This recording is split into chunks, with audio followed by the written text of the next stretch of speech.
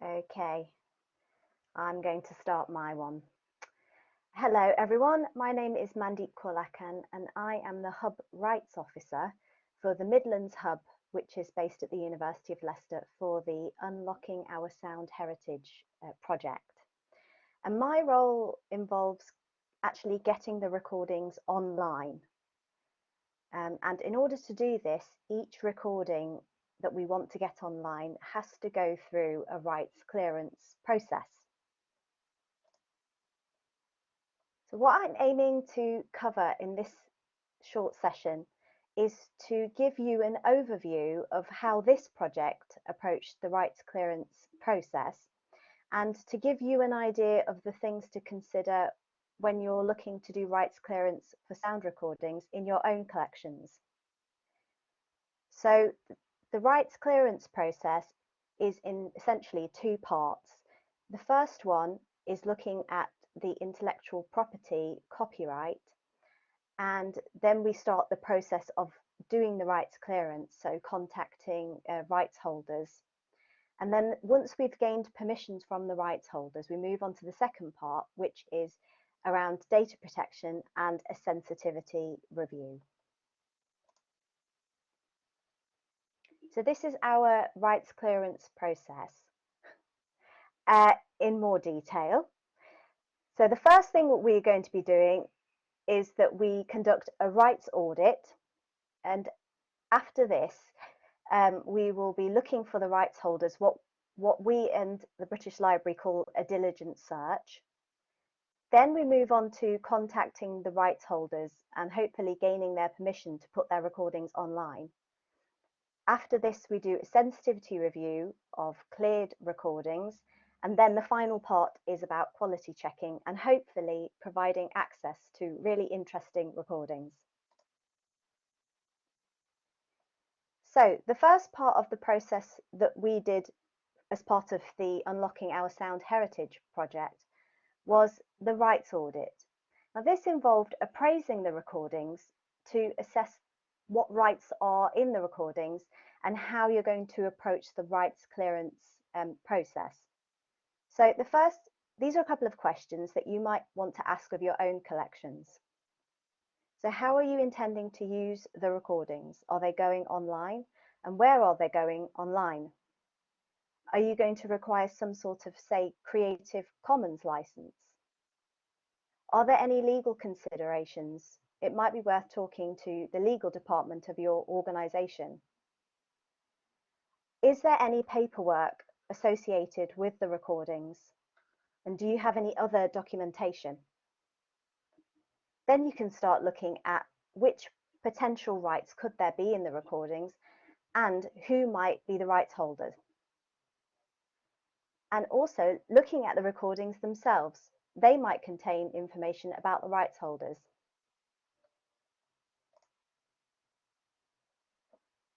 So there are a variety of different rights in recordings. We have the sound recording rights, the performance rights, and then the embedded rights. So the sound recording rights might be whoever commissioned, say, an oral history project, or the sound recordist, or sometimes it's literally the person who pressed record on the recording device. Within the recording itself is the sound. So the performance rights might be attributed to the interviewee, the singer or the musician.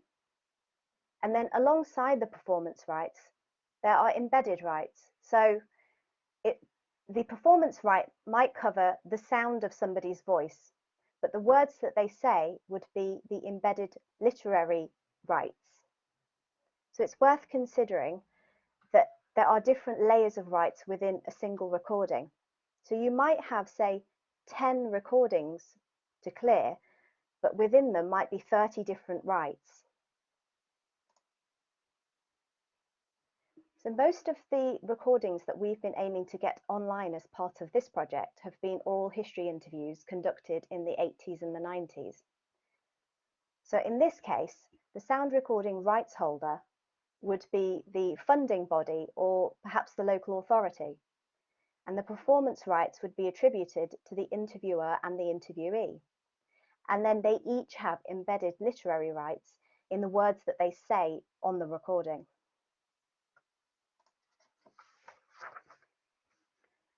Copyright, as you can see on this slide, lasts quite a long time. Having some contextual information about the recordings can help you work out whether recordings are still in copyright. So trying to figure out people's life dates become quite important in relation to copyright. So as I said previously, our recordings were conducted mainly in the 80s and 90s, so a lot of these contributors may still be around. Typically, we would gain permission from the sound recording rights holder first, because they will tend to have the majority amount if you have a collection of recordings. You would then, once that's been secured, you would then go on to do the performance and link together the embedded rights that are in recordings. So we then move on to researching the rights holders that you might have in your recordings. This is the additional research that you would conduct to identify and locate rights holders that were in the recordings.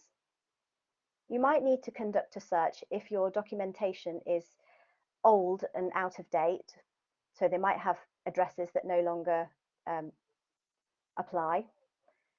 Information that was never provided at the time of recording, or there is no documentation, or the contributors have passed away and the current rights holders cannot be found. So for the purposes of this project, I'm required to conduct a diligent search to comply with the British Library and the University of Leicester. So there's lots of different places that you can look for potential information.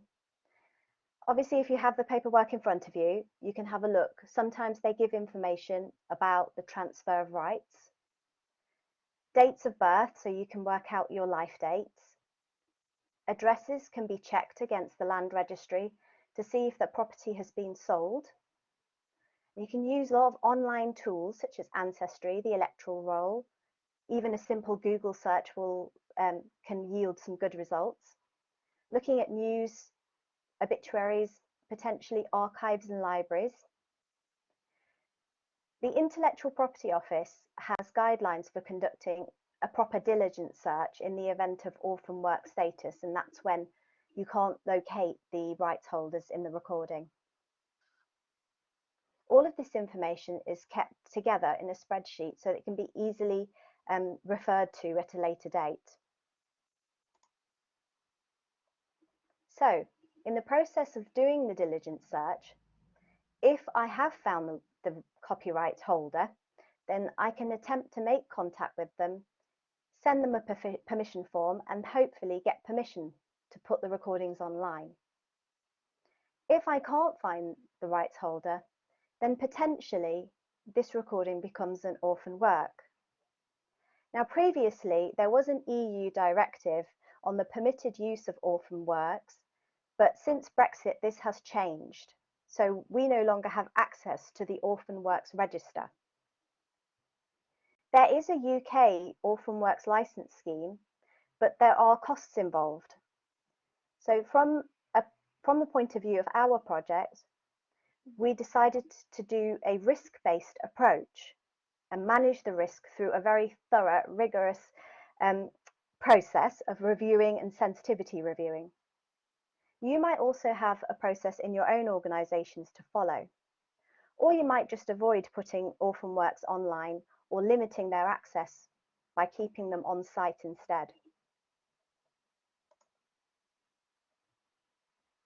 So, you've got your permissions, and technically you have cleared your recordings.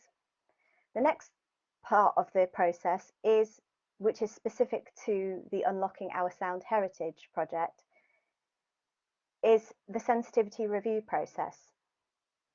It's a risk assessment so that online recordings do not cause what the British Library define as substantial damage and distress to living, identifiable individuals.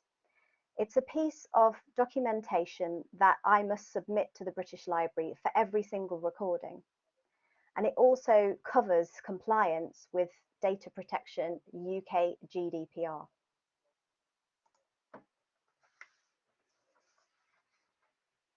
So I'm sure we're all familiar with UK GDPR, the personal data and the special category data. So the personal data is anything that allows a living individual, and this includes people who are speaking on the recording, but also those that are being spoken about. So it protects them. And here's our list of personal data. So these need to be considered before putting recordings online.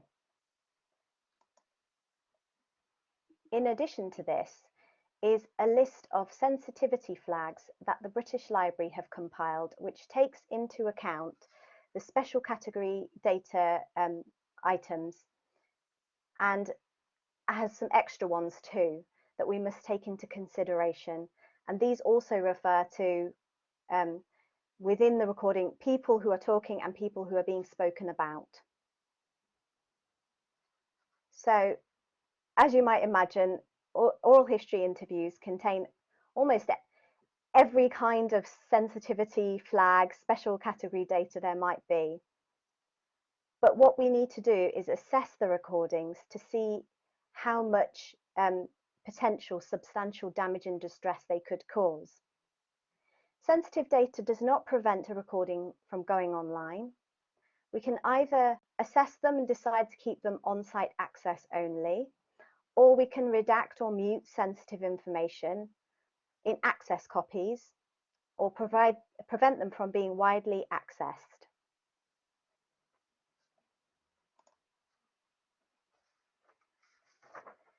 So here are a few examples of sensitivity flags in recordings.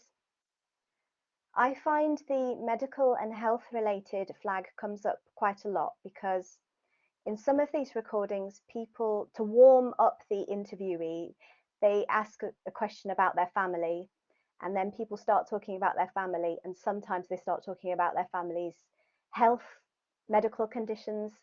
So that's the type of thing that you might need to look into and potentially mute or redact. So here are some considerations that you might make in terms of sensitivity for your own recordings. So look at how old the recording is. Are the people speaking or being spoken about, how likely is it that they're still alive? The British Library has recommended that we assume a lifespan of 100 years. So even if the individuals are deceased, is there anything severe enough that could cause substantial damage and distress to a relative or a next of kin? That's more of an ethical question rather than a data protection question. Sometimes sensitivities or secrets become less sensitive with time. It's also worth looking at doing a quick Google search for these things, just in case they're already in the public domain.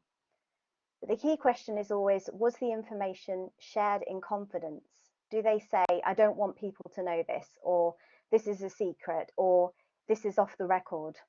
That's usually the clue. So some of the questions we might ask of recordings to gauge damage and distress. This is guidance that's been provided by the British Library. So for example, could they lose their job as a result of this? Or will it harm their reputation? Could it cause them serious stress? These are the questions you might like to ask of your collections to judge whether they are sensitive enough to warrant not putting them online, or whether the risk can be handled. So, in summary, the rights clearance process is key in providing wider access to collections. You can't really put recordings online without having done some form of assessment Ideally, the rights clearance approach should be planned before a project starts to give you a good idea of what sorts of issues that might come up in the recordings. There are layers of copyright in recordings which must be cleared, and the data protection and sensitivity should be considered before putting recordings online. And going through paperwork, setting up systems, getting legal permissions, guidance, locating rights holders, getting things signed, that always takes much longer than you think. So it's best to factor that in at the start. Here are a few resources that you might find useful. There's the Intellectual Property Office. Creative Commons has a variety of licenses that you might use in terms of copyright. Copyright User is a very useful website that breaks down different aspects of copyright in easy to understand chunks. Naomi Corn Associates has some resources that cultural institutions, archives, museums might be able to use in relation to data protection and copyright. There's also a book, Copyright for Archivists and Record Managers. There's also the British Library fact sheet that we will be giving to you at the end of this session, which I hope you will find very, very useful. Thank you very much. Are there any questions?